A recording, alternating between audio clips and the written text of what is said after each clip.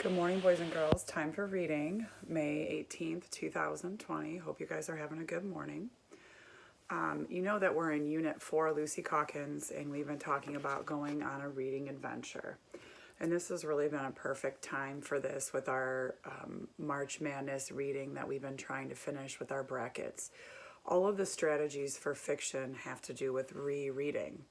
And I thought it was really interesting when I asked you about one of the books that you liked recently that you were reading. A lot of you told me about a book that you had read over and over again. And we know that when we read books over and over again, we become more fluent. In fiction, we talked about taking that sneak peek, then we talked about keeping track, making predictions, leaving post-it notes, going back and being able to retell the main character. Then we talked about characters' relationships. We talked about the feelings when I'm using my voice. We talked about the relationships between the characters, using clues when I'm reading, stopping at the period, using exclamation marks, smoothing out my voice, and the last thing that we talked about was showing emotion as we're reading. All these things are really great, especially since we're rereading these stories. So my assignment that I'm going to give you today, I'm going to ask you to pick a story that you've read and to reread it and try to use some of these strategies with your voice. The other really cool thing when it comes down to nonfiction, you know, we're talking about previewing the book and keeping track, about predicting, about the post-it notes, about finding details. It's also really good for our nonfiction animal reports to work on reading them fluently. So when we give our report, it sounds fluent, it makes sense, we stop at the periods, we take a breath. Everybody's been working on that as we've been practicing our animal reports. So, our last two books that are left in our March Madness are Duckling Gets a Cookie and The Three Little Super Pigs. It was so close. It was literally just a few votes between all the books, but these are our last two books that are left. So we have The Duckling Gets a Cookie by Mo Willems. Hello, may I have a cookie? Oh, thanks. That was very nice of you. Oh, look at all those nuts. Hey, how'd you get that cookie? I asked for it.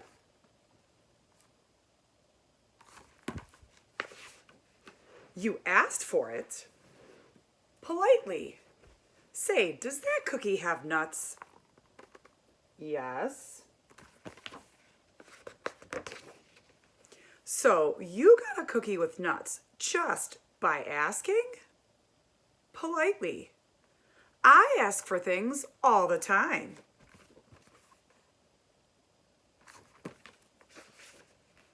I ask to drive the bus. I ask for hot dog parties. Do I ask for candy? I do. It doesn't have to be a big bus, you know. I ask for French fry robots every now and then. I've asked for a walrus. Right now I'm asking why? Why?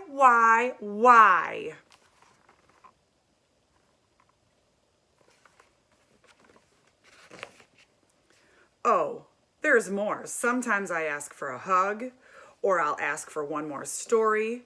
I can't count the times I've asked for my own personal iceberg. I ask to stay up late. Oh yeah, I'm the askinest pigeon in town. But do I get what I ask for?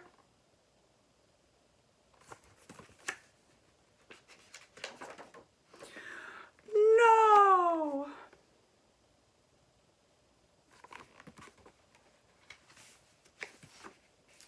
It's not fair. Ducklings get everything. Pigeons like cookies too, especially with nuts. Why did you get that cookie?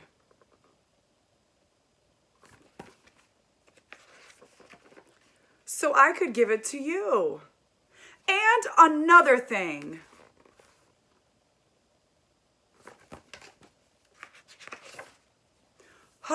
Hubba what? You're giving me that cookie with nuts? That is so nice. Thank you. Thank you very much.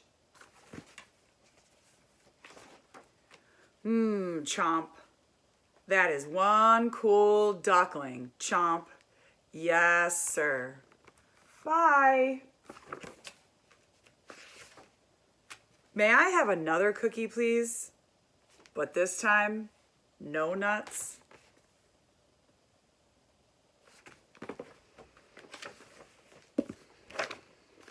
Okay. And our other book in the championship round is The Three Little Super Pigs. Once upon a time, there were three little pigs who captured the big bad wolf in the house made of bricks. The hungry wolf fell down the little pig's chimney into a big pan of boiling water. He huffed and he puffed, but it was no use. He had fallen into the pig's trap.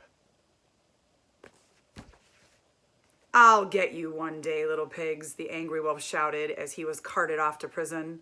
With smiles on their snouts, the three little pigs waved goodbye to the big bad villain.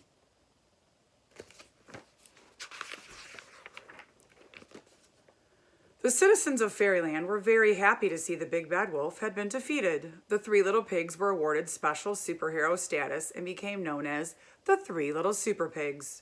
Working together, they rebuilt the whole town out of bricks to keep everyone safe. We love you, Super Pigs! From that moment on, the Super Pigs spent all their days being heroes and enjoying their newfound fame. When they weren't greeting their fans, they were fighting crime and stopping nursery rhyme bad guys. Meanwhile, deep inside Happy Never After prison, the very angry big bad wolf was hungrily plotting his revenge in his cold, dreary cell. That was Happily Never After prison. A few weeks later, the Super Pigs were called to investigate a new crime. Mysteriously, one by one, bricks were starting to disappear all around Fairyland. This was very strange. The Super Pigs were on the case. Later that day, they received some more shocking news. The big bad wolf had escaped. The residents of Fairyland were scared and once again turned to the Super Pigs for help. Don't worry, the three little heroes boasted. We'll find that wolf and make him pay. The three little Super Pigs hunted high and low, far and wide, long and hard, but the big bad wolf was nowhere to be seen.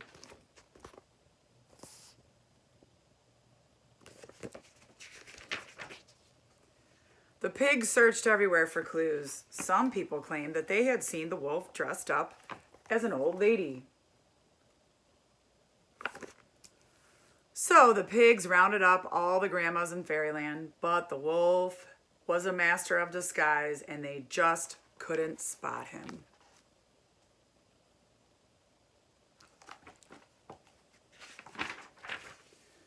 Every day, more and more bricks disappeared from Fairyland. As night fell, the whole town locked themselves indoors, too frightened to go out. They hoped that the Super Pigs would find the wolf soon. He was up to something big and bad.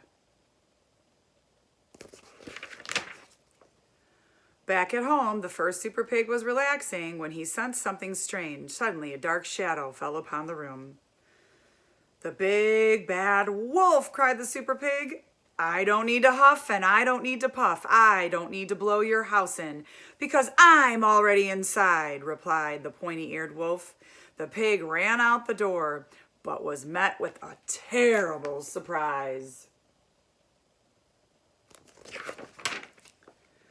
The cunning wolf had built a gigantic wall around the Super Pig's houses, using the stolen bricks from Fairyland. The Super Pig was trapped. Attempting to flee, the Super Pig tried to climb the brick wall using a ladder from the side of the house, but it was too short. Gotcha, sneered the wolf as he captured the helpless pig.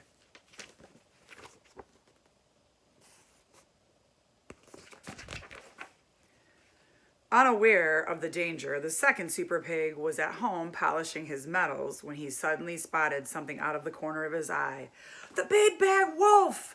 shrieked the super pig.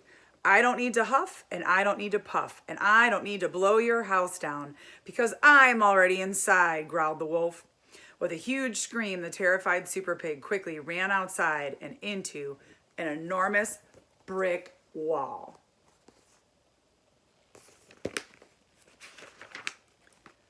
Desperate to escape, the little pig jumped on a nearby trampoline, bouncing as high as he could, but it was no use.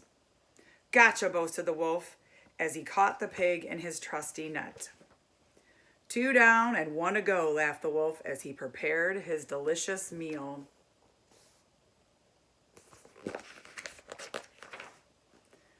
The third super pig had heard all the commotion and was busy hatching a plan when the big bad wolf suddenly appeared in his window. The super pig grabbed his gear, raced straight out the front door and down the path as quickly as his little legs could carry him.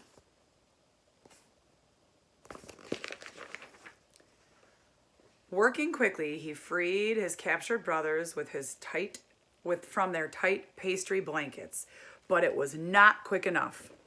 "Ha ha ha! There's nowhere to run and nowhere to hide. I've built a wall around your houses, and now you're trapped inside," laughed the hungry wolf. "You're no super pigs. You're my dinner." "I don't think so," shouted the third super pig. He whispered to his brothers, "Ready, set, go." And in a flash,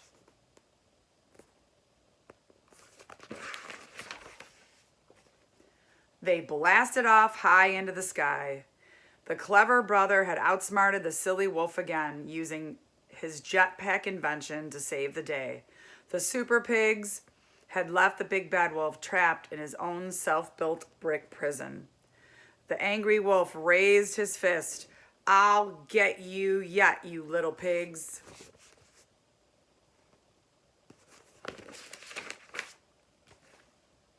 Up in the sky, the three super pigs laughed out loud. "You'll never get us, not by the hairs of our chinny chin chins." And down below, the citizens of Fairyland cheered. "Wow, pigs really can fly."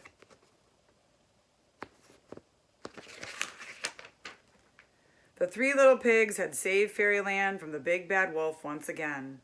They truly were superheroes. Hooray for the three little super pigs! Okay, friends, so your job today is to vote for your favorite. We'll have one champ. You want to go on and you want to read one story that you've already read, and you want to work on reading it fluently.